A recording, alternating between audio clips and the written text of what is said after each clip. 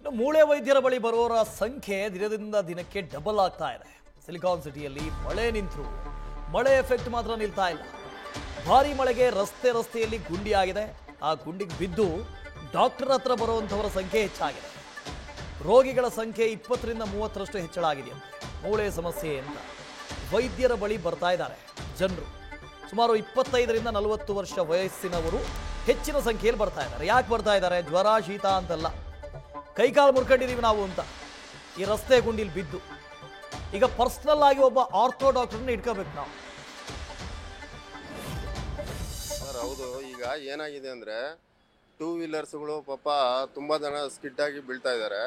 ಹಾಗಾಗಿ ಇದನ್ನು ರೆಡಿ ಮಾಡಿದ್ರೆ ಒಳ್ಳೆಯದು ಅಂತ ನಾವು ಕೇಳ್ಕೊಳ್ತೀವಿ. ನೀರು ನಿಲ್ಲುತ್ತೆ, ಪ್ಲಸ್ಸು ಜನರಿಗೆ ತುಂಬ ಸಮಸ್ಯೆ ಆಗ್ತಾ ಇದೆ, ಓಡಾಡೋಕ್ಕೂ ಆಗಲ್ಲ, ಆ ಥರ ಆಗ್ತಾ ಇದೆ. ಇದು ಒಂದೇ ಏರಿಯಾ ಅಲ್ಲ, ಎಲ್ಲ ಏರಿಯಾನಲ್ಲೂ ಇದೇ ಥರ ಆಗ್ತಾ ಇದೆ. ಅದೆಲ್ಲ ಸ್ವಲ್ಪ ಕ್ಲೀನ್ ಮಾಡಿ ಎಲ್ಲ ಒಳ್ಳೆ ರೀತಿಯಲ್ಲಿ ಗುಂಡಿಗಳೆಲ್ಲ ಮುಚ್ಚಿಸಿದ್ರೆ ತುಂಬ ಒಳ್ಳೆಯದು ಅಂತ ಕೇಳ್ಕೊಳ್ತೀವಿ ಸರ್. ಪ್ರಗತಿ ಇದ್ರ ಬಗ್ಗೆ ಡೀಟೇಲ್ಸ್ ಅನ್ನು ಕೊಡ್ದು ಹೋಗ್ತಾರೆ. ಪ್ರಗತಿ, ಜೋಕ್ಸ್ ಅಪಾರ್ಟ್, ನಾವು ಹೇಳ್ಬೋದು ಡಾಕ್ಟರ್ ಬಳಿ ಹೋಗ್ತಾ ಇದ್ದಾರಂತ ಹಿಂಗೆ ಆಗ್ತಾ ಇದೆಯಂತೆ. ಅದು ನಿಜ. ಸುಮಾರು 20ರಿಂದ 30% ಜಾಸ್ತಿ ಆಗಿದ್ದಾರೆ ಪೇಷಂಟ್ಸ್ ಅಂತ ಹೇಳಿದ್ರೆ ಅದು ಎಷ್ಟು ಜನ ಬೀಳ್ತಾ ಇದ್ದಾರೆ, ಎಷ್ಟು ಜನ ಮೂಳೆ ಮುರಿದುಕೊಳ್ತಾ ಇದ್ದಾರೆ?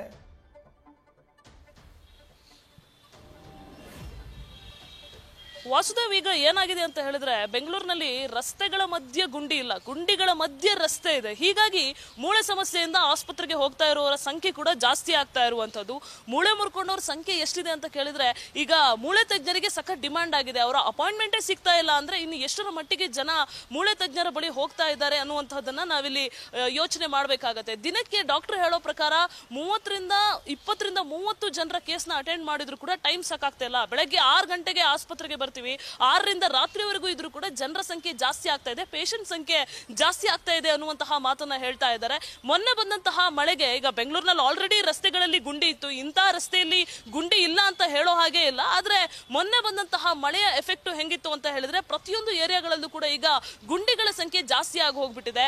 ಮಳೆ ಬಂದಂತಹ ಸಂದರ್ಭದಲ್ಲಿ ಆ ಗುಂಡಿಯಲ್ಲಿ ನೀರು ತುಂಬಿಕೊಂಡಿದ್ದಾಗ ನಮ್ಗೆ ಎಲ್ಲಿ ಗುಂಡಿ ಇರುತ್ತೆ ಅಂತ ಗೊತ್ತಾಗಲ್ಲ. 2 ವೀಲರ್ ಓಡಿಸೋರಿಗೆ ನೇರವಾಗಿ ಹೋಗಿ ಆ ಗುಂಡಿ ಮೇಲೆ ಹಾರಿಸ್ಬಿಡ್ತಾರೆ. ಇದರಿಂದ ಏನಾಗುತ್ತೆ ಅಂದ್ರೆ ನಮ್ಮ ಬೆನ್ನಿನ ಮೂಳೆ ಮೇಲೆ ಎಫೆಕ್ಟ್ ಆಗ್ತಾ ಹೋಗುತ್ತೆ, ಬೆನ್ನಿನ ಮೂಳೆ ನೋವು ಸಮಸ್ಯೆ ಶುರುವಾಗುತ್ತೆ. ನಿಮಗೆ ಗೊತ್ತಿರಬಹುದು, ಬೆನ್ನು ನೋವು ಸಮಸ್ಯೆ ಶುರುವಾದ್ರೆ ಅದೊಂದು ರೀತಿಯಾಗಿ ನರ್ಕ. ಅದು ಯಾಕೆ ಅಂತ ಹೇಳಿದ್ರೆ ಕೂರಕ್ಕಾಗಲ್ಲ, ನಿಲ್ಲಕ್ಕಾಗಲ್ಲ, ವರ್ಕ್ ಮಾಡಕ್ಕಾಗಲ್ಲ. ಅದರಲ್ಲೂ ಕೂಡ MNC ನೌಕರರಿಗೆ ಸಿಕ್ಕಾಪಟ್ಟೆ ಸಮಸ್ಯೆ ಆಗುತ್ತೆ. ಕೂತ್ಕೊಂಡು ವರ್ಕ್ ಮಾಡೋರಿಗೆ, MNC ಅವ್ರು ಮಾತ್ರ ಅಲ್ಲ, ಯಾರ್ಯಾರು ಸಿಸ್ಟಮ್ ವರ್ಕ್ ಮಾಡ್ತಾರೆ ಅಂತವ್ರೆಲ್ರಿಗೂ ಕೂಡ ಸಮಸ್ಯೆ ಆಗುತ್ತೆ.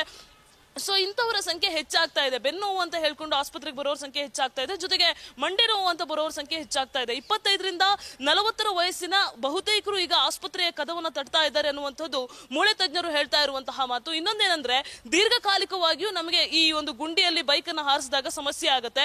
ಮುಂದೆ ಯಾವತ್ತಾದ್ರೂ ಕೂಡ ನಿಮಗೆ ಬೆನ್ನು ನೋವು ಜಾಸ್ತಿ ಆಗುವಂತಹ ಸಮಸ್ಯೆ ಇರುತ್ತೆ. ಏನಂತ ಹೇಳಿದ್ರೆ ನಮ್ಮ ಬೆನ್ನಿನಲ್ಲಿ ಒಂದು ವರ್ಟಿಬ್ರೆ ಅಂತ ಹೇಳ್ತಾರೆ, ಅದು ಇಂಜುರಿ ಆಗ್ತಾ ಹೋದಂತಹ ಸಂದರ್ಭದಲ್ಲಿ ಬೆನ್ನು ನೋವಿನ ತೀವ್ರ ಜಾಸ್ತಿ ಆಗ್ತಾ ಹೋಗುತ್ತೆ ಅನ್ನುವಂಥದ್ದು ಮೂಳೆ ವೈದ್ಯರು ಹೇಳ್ತಾ ಇರುವಂತಹ ಮಾತು. ಅಂದ್ರೆ ಮೂಳೆಯ ಒಂದು ಆರೋಗ್ಯಕ್ಕೂ ಕೂಡ ನಾವು ಹೆಚ್ಚು ಒತ್ತನ್ನು ಕೊಡಬೇಕು ಅಂತ ಹೇಳ್ತಾರೆ. ಅದಕ್ಕೆ ಸಂಬಂಧಪಟ್ಟಂತಹ ಒಂದು ರಾಗಿ ಮುದ್ದೆಯನ್ನ ತಿನ್ನೋದು ಅಥವಾ ಒಂದಷ್ಟು ಆಹಾರ ವೈದ್ಯರು ಸಲಹೆ ಕೊಡ್ತಾ ಇದ್ರು, ಅಂತಹ ಆಹಾರವನ್ನ ಸೇವಿಸಬೇಕು ಅನ್ನುವಂತಹ ಸಲಹೆ ಈಗ ವೈದ್ಯರಿಂದ ವ್ಯಕ್ತ ಆಗ್ತಾ ಇದೆ. ಸದ್ಯಕ್ಕಂತೂ ಮೂಳೆ ತಜ್ಞರ ಬಳಿ ಬರುವಂತಹ ರೋಗಿಗಳ ಸಂಖ್ಯೆ ಈಗ ಜಾಸ್ತಿ ಆಗ್ತಾ ಇರುವಂತದ್ದು ನಿಜ.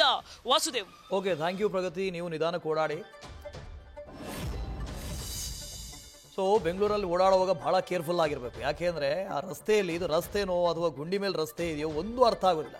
ನಾವು ಜೋಕ್ಸ್ ಅಂತ ಹೇಳ್ತಾ ಇದ್ವಿ, ಏನು ಇವಾಗ ಈ ಆರ್ಥೋ ಡಾಕ್ಟರ್ಗಳಿಗೆಲ್ಲ ಭಯಂಕರ ಡಿಮಾಂಡ್ ಅಂತೆ, ತುಂಬ ಜನ ಹೋಗ್ತಾ ಇದ್ದಾರಂತೆ, ಡಾಕ್ಟ್ರೇ ಸಿಗ್ತಾ ಇಲ್ವಂತೆ, ಅಪಾಯಿಂಟ್ಮೆಂಟೇ ಸಿಗ್ತಾ ಇಲ್ವಲ್ಲ ಅಂತ. ಅದು ನಿಜ, ಅದು ಜೋಕ್ ಅಲ್ಲ.